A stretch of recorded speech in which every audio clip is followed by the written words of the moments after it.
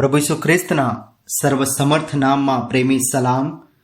પવિત્ર બાઇબલમાં યોહાને લખેલી સુવાર્તા 16મા અધ્યાયના 16મા વચનમાં પ્રભુ ઈસુ ખ્રિસ્તે કહ્યું છે કે થોડી વાર પછી તમે મને જોશો નહીં, અને ફરી થોડી વાર પછી તમે મને જોશો.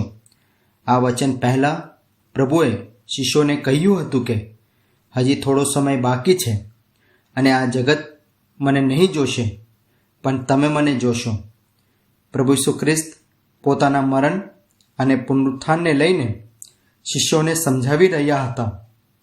કલ્વરીના વધસ્તંભ પર પ્રભુએ આપણા સગરા પાપીઓ માટે મરણ સહન કર્યું. પ્રભુના આ કાર્યથી આજે આપણને તારણ મળ્યું છે. પ્રભુએ આપણા માટે મરણ સહન કર્યું. એમને દાટવામાં આવ્યું.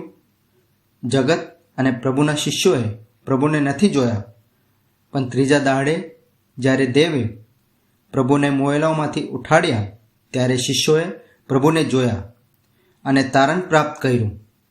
પ્રભુ પોતાના શિષ્યો સાથે આ જગતમાં ન્યાય કરવા આવવાના છે. ત્યારે આ જગત પ્રભુને જોશે.